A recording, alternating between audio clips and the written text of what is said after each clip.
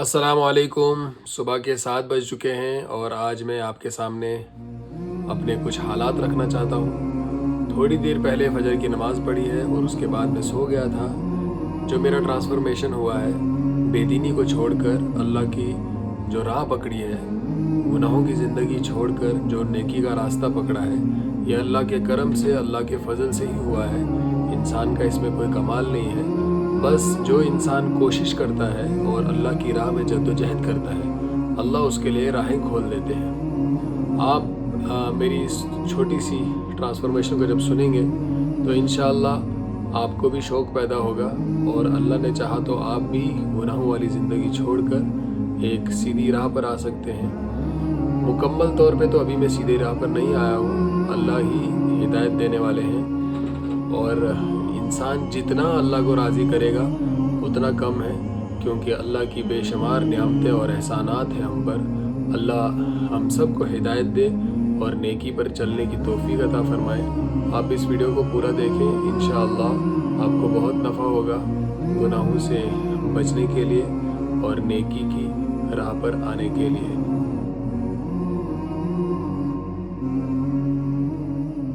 ज़िंदगी नाम ही एक कशमकश और जद्दोजहद का है, जिसमें इम्तिहानात हैं, हालात हैं, परेशानियां हैं, बीमारियां हैं, कमाई की फ़िक्र है। इंसान कितना रोज़गार के लिए भागता है और जद्दोजहद करता है अपनी ज़िंदगी में। और आप देखें ना कि इंसान दुनिया में अपनी औलाद के लिए, माँ बाप के लिए, भाई बहन के लिए, अपनी बीवी के लिए कितना भागता है, फिरता है, मुशक्क़त उठाता है।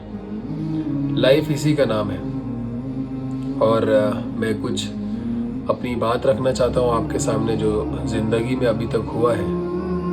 अल्लाह का लाख लाख शुक्र है, जहाँ पर भी हैं बहुत खुश हैं और अल्लाह का करम है कि कुछ नेक अमल करने की तौफीक मिलती है। और अल्लाह ने उस ज़िंदगी से बचा लिया जो हराम की ज़िंदगी थी, जिसमें गुनाह थे और नेकी की कोई तमन्ना नहीं थी। और गुनाह ऐसे थे कि गुनाह करते जा रहे थे और कोई फ़िक्र नहीं थी कि हम कुछ गलत भी कर रहे हैं, कि हम अल्लाह को नाराज़ भी कर रहे हैं। ऐसा कोई गुमान और सोच ही नहीं थी दिमाग में। बस बागी बन के ज़िंदगी बसर कर रहे थे। अल्लाह माफ़ फरमाए। अब ऐसे ही सिलसिला चल रहा था, गर्लफ्रेंड, फ्रेंड, लोफरी, और जैसे आज आम नौजवान करते हैं, भागते हैं इस दुनिया के पीछे, पैसे के पीछे, लड़की के पीछे। और ये सब मेरी ज़िंदगी में भी चल रहा था। तो उम्र तकरीबन 16-17 साल थी। तो कुछ लोग आते थे अल्लाह के घर से कि अल्लाह के बंदो, अल्लाह की बात मान लो और कामयाब हो जाओ। ए अल्लाह के बंदो, अल्लाह की बात मान लो और कामयाब हो जाओ। बहुत बार ऐसी आवाज़ें सुनते थे, गश्त में, मुलाकातों में, मोबाइल पे, जुमा के दिन।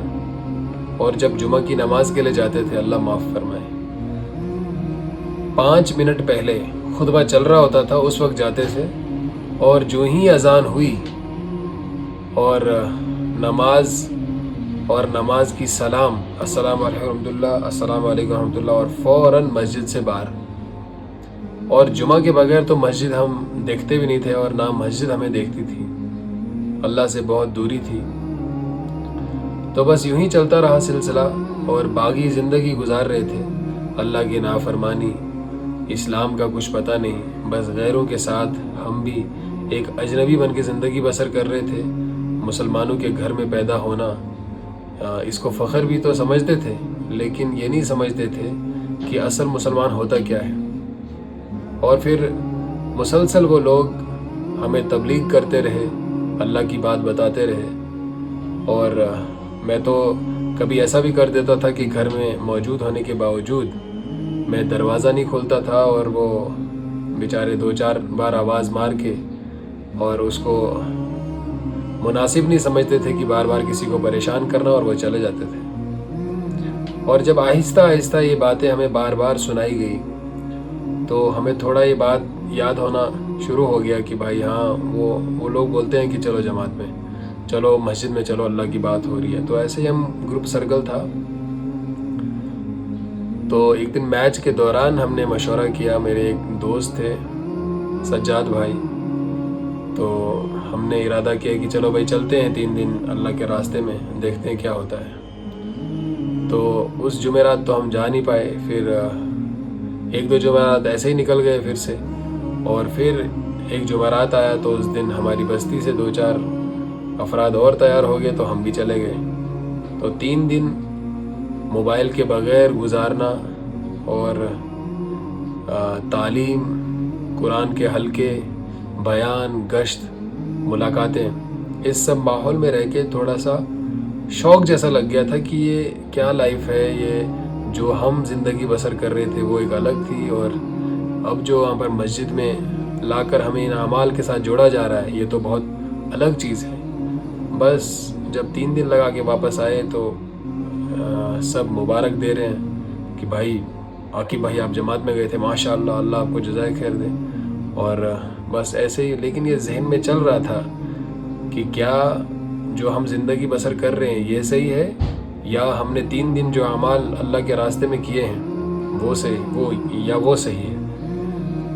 تو بس اسی کشمکش میں دل میں ارادہ بنتا گیا کہ نہیں، ہمیں 40 دن کے لیے جانا پڑے گا، 40 دن کے لیے جانا پڑے گا۔ اور جب نمازیں پھر سے چھوٹنا شروع ہو گیا، پہلے فجر کی چھوٹنے لگی، پھر عشاء کی چھوٹنے لگی، پھر دن والی جو 3 نمازیں ہیں وہ کسی کام اور کسی عذر کی وجہ سے چھوٹنے لگی۔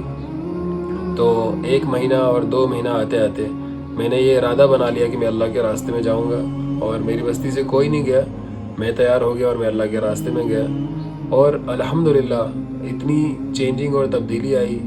اور 3 دن لگانے کے بعد اور 40 دن سے درمیان میں وہ جو پہلے حرام رشتے تھے وہ ابھی بھی چل رہے تھے، لیکن جب اللہ کے راستے میں گئے 40 دن بیچ بیچ میں موبائل بھی یوز کیا، لیکن جب وہ سارے رشتے جو حرام رشتے تھے جب ان سے دوری ہوئی اور اللہ کے گھر میں رہ کر ہر روز اللہ اللہ کرتے رہے، ذکر، تسبیح، تعلیم اور ملاقاتیں، گشت، تو بہت تبدیلی آئی، اور آہستہ آہستہ نفرت ہونے لگی اس بے دینی والی زندگی سے۔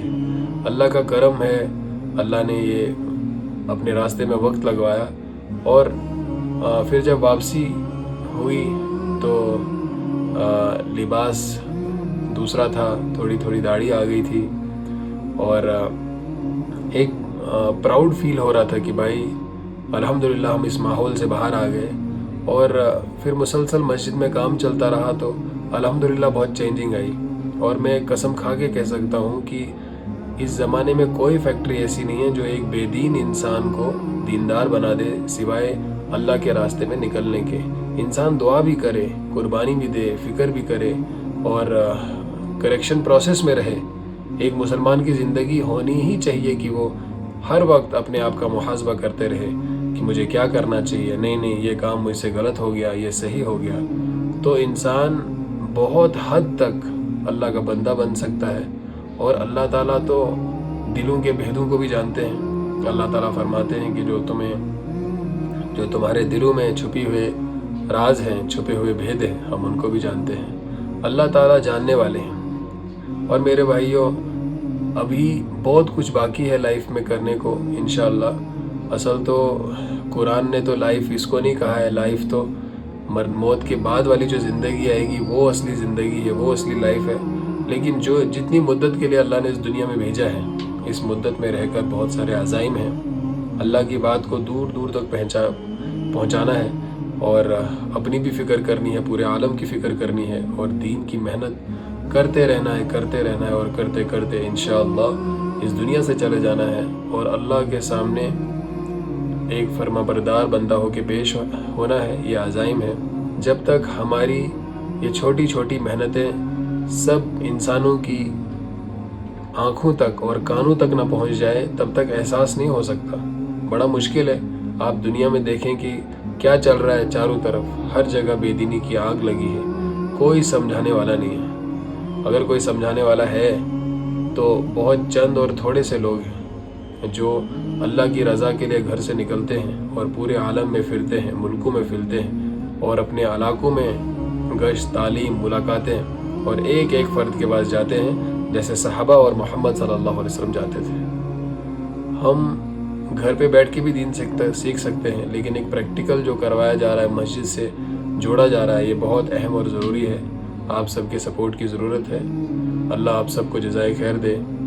اور بہت سارے عزائم ہیں، ان میں بھی اللہ مجھے اور آپ سب کو قبول فرمائے، ہماری دعائیں قبول کرے، ہمیں ایمان کی طاقت نصیب فرمائے، جو ایمان ہمیں گھر سے مسجد تک پہنچا سکے اور جہنم سے بچا کر جنت میں لے سکے۔